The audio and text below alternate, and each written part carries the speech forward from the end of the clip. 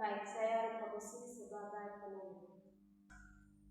Jadi baik, di sini kita akan membahas sebuah topik yang sangat penting dan sangat relevan, yaitu tentang pendidikan agama Kristen dan kesehatan mental remaja.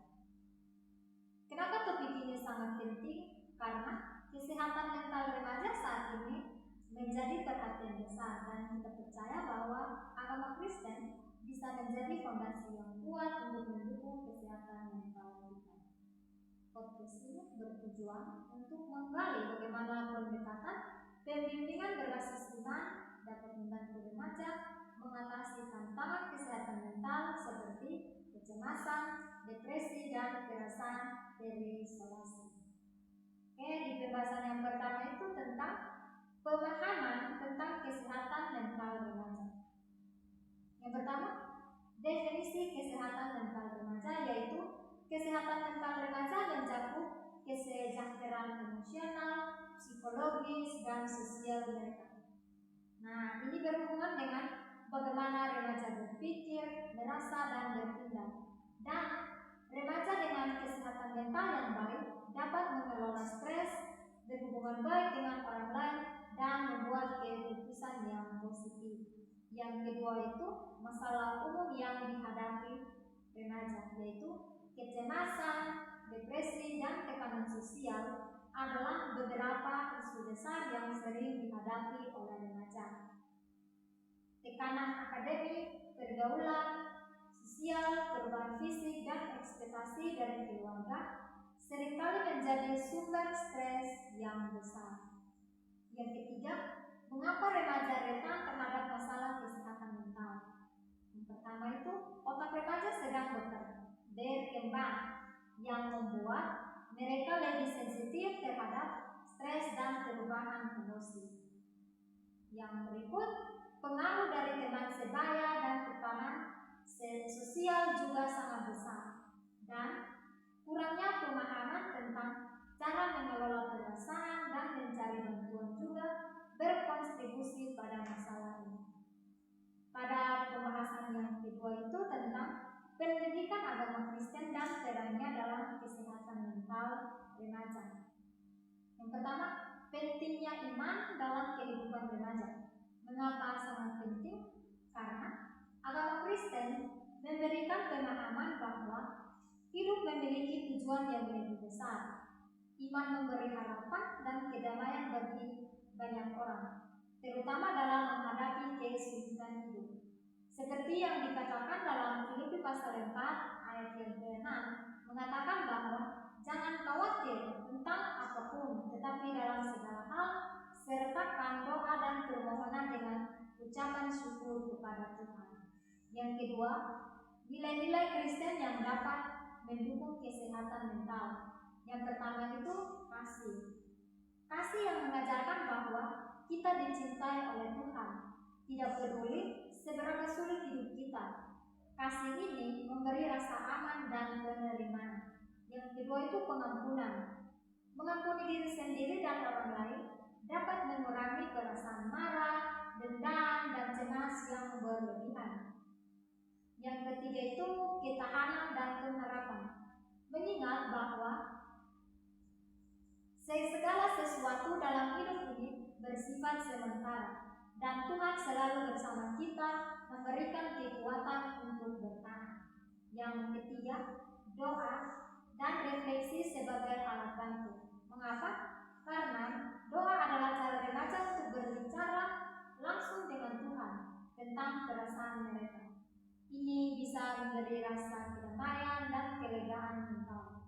Tentang refleksi pribadi yaitu remaja menghabiskan waktu untuk berpikir tentang pengalaman dan perasaan yang dapat membantu remaja memproses emosi mereka dengan cara yang sehat. Nilai yang keempat itu peran komunitas, gereja, dan kelompok kecil. Mengapa? Gereja bisa menjadi tempat yang mendukung remaja, di mana mereka merasa diterima dan dihargai. Selanjutnya itu kelompok kecil. Dalam kelompok kecil, remaja dapat saling berbagi pengalaman dan mendukung satu sama lain. Ini memberi rasa memiliki komunitas yang penting dalam kesehatan mental. Nah, selanjutnya saya akan memberikan kesempatan kepada narasumber yang kedua untuk menyampaikan pembahasan selanjutnya. Baik, di sini saya akan melanjutkan pembahasan kami, yaitu pembahasan yang ketiga tentang pendekatan pembimbingan berbasis iman untuk kesehatan mental remaja. Nah, di bagian yang pertama, apa itu pembimbingan berbasis iman? Nah, pembimbingan berbasis iman menggabungkan prinsip-prinsip Alkitab dengan teknik pembimbingan modern. Nah, ini bukan hanya mendengarkan, tetapi juga memberikan perspektif iman dalam menghadapi tantangan hidup. Nah, tentunya spiritualitas mengajarkan remaja bahwa mereka tidak sendirian karena Tuhan selalu hadir di dalam hidup mereka. Nah, di bagian yang kedua, mendengarkan dengan empati dan kasih. Nah, seorang pembimbingan Kristen harus mendengarkan dengan penuh empati tanpa menghakimi.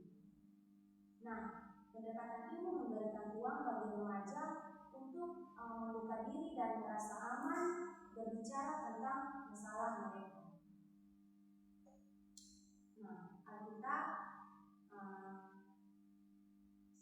di dalam Alkitab, setiap orang hendaklah cepat mendengar, tetapi lambat untuk berkata-kata, lambat untuk marah. Nah, itu terakhir di dalam kitab Yakobus pasal 1 ayatnya yang ke-19. Nah, di bagian yang ketiga mengajarkan kita tentang nilai-nilai Kristen untuk pengelolaan stres. Di bagian yang pertama, melalui ajaran Alkitab, remaja diajarkan untuk menyerahkan kecemasan mereka kepada Tuhan. Di bagian yang kedua, pembimbingan dapat mengajarkan remaja cara untuk berdoa, merenung, dan mencari ketenangan dalam Tuhan. Di bagian yang ketiga, teknik seperti bernafas dalam-dalam, meditasi Alkitab, dan mencari dukungan komunitas dapat membantu mengurangi stres dan kecemasan. Nah, di bagian yang keempat, pendekatan praktis untuk pembimbingan seperti orang tua, guru, pemimpin gereja. Nah, di sini ada 3 bagian. Yang pertama, mengintegrasikan doa dalam sesi pembimbingan. Sebelum atau setelah berbicara, doa bisa menjadi cara untuk mengundang kehadiran Tuhan di dalam perasaan dan masalah yang mereka hadapi. Di bagian yang ketiga, memberikan dukungan spiritual, yaitu pembimbingan harus siap memberi perspektif iman, mendorong remaja untuk melihat masalah dari sudut pandang Alkitab. Pada pembahasan kita di sini tentang testimoni atau cerita inspiratif.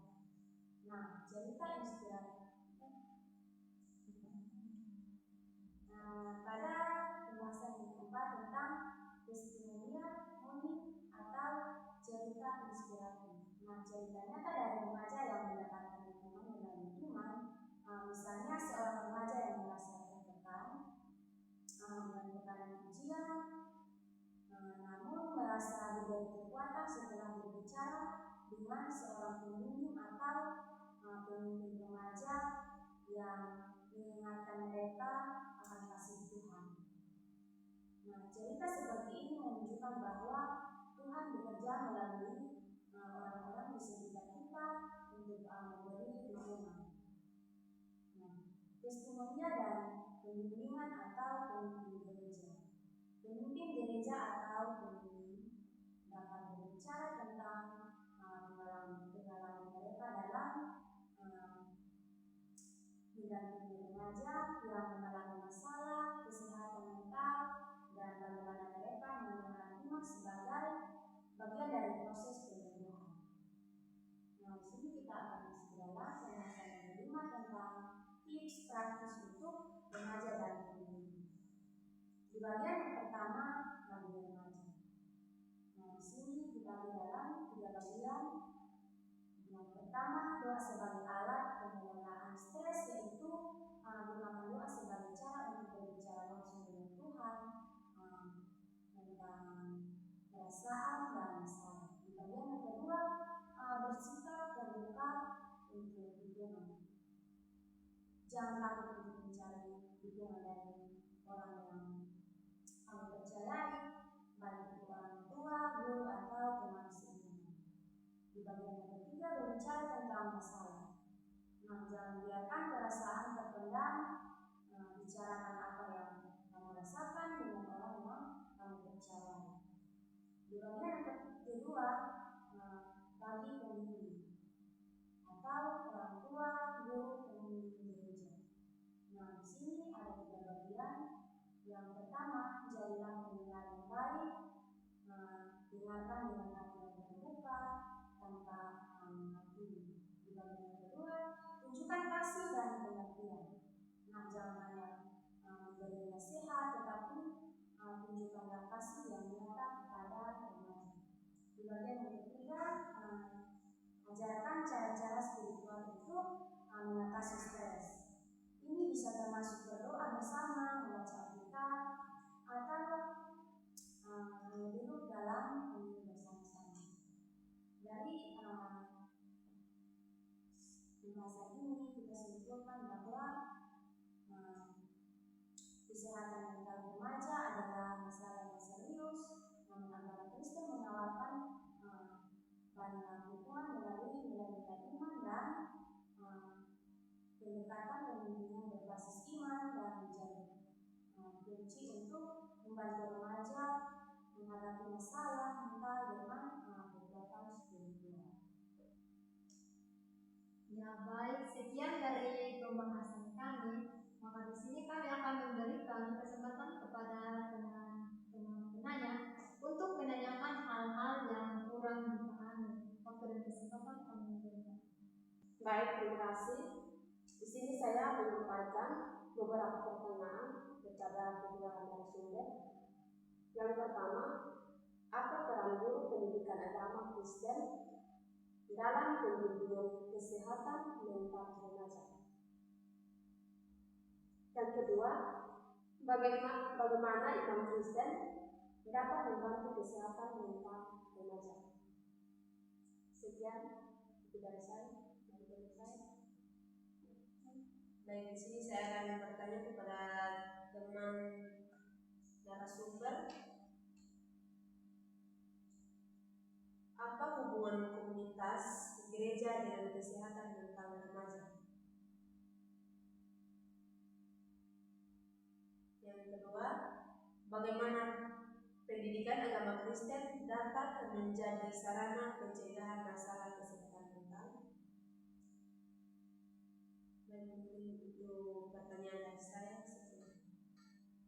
Baik, terima kasih kepada teman 2 orang penanya yang sudah menyampaikan pertanyaan. Kami akan meminta sedikit waktu untuk menjawab pertanyaan dari pemirsa. Baik, di sini saya akan menjawab pertanyaan dari Kakak Rita Busi. Yaitu pertanyaan pertama, apa peran guru Pak dalam pembimbingan kesehatan mental remaja? Nah, di sini guru pendidikan agama Kristen berperan sebagai pendidik dan pendamping yang menciptakan ruang yang aman, mendengarkan remaja pada bantuan yang tepat bila diperlukan. Bagaimana tanggapan dari Pak tentang jawaban yang kami berikan? Oke, baik, terima kasih. Nah, baik, di sini saya akan menjawab juga pertanyaan yang kedua dari Akademi Komisi, yaitu pertanyaannya tentang bagaimana iman Kristen dapat membantu kesehatan mental remaja. Nah, di sini jawabannya, iman Kristen memberi harapan, makna hidup, rasa diterima oleh Allah, serta kekuatan untuk menghadapi penderitaan melalui doa, firman Tuhan, dan komunitas iman. Itu adalah jawaban dari kami. Jika ada kesalahan dari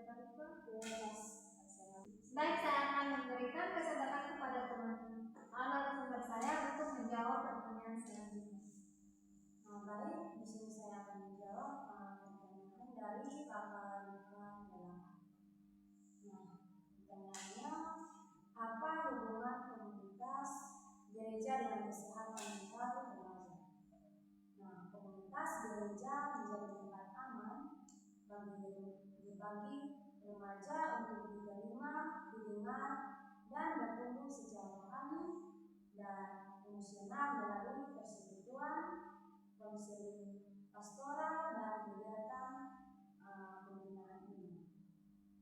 Mungkin ada saran dari Bapak Bapak. Terima kasih jawaban yang sangat memuaskan.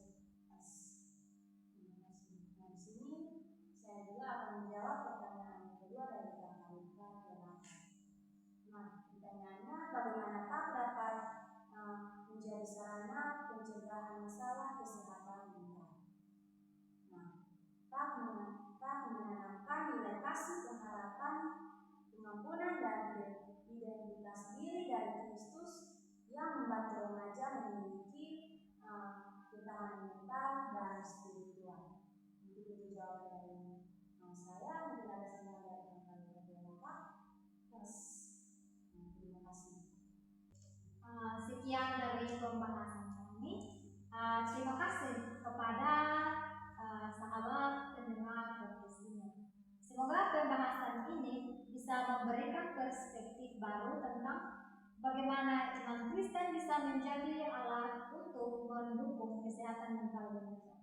Bagi kalian yang mendengarkan, jangan lupa untuk terus menjaga kesehatan mental dan memperkuat iman kalian.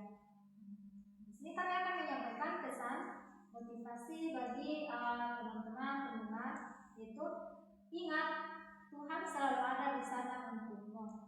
Dia tidak pernah meninggalkanmu dan kamu tidak pernah sendirian dalam perjalanan hidup ini. Kami juga mengajak teman-teman pendengar untuk terus menggali hubungan dengan Tuhan, mencari dukungan, dan tidak takut untuk berbicara tentang masalah kesehatan mental yang mereka hadapi. Terima kasih. Terima kasih.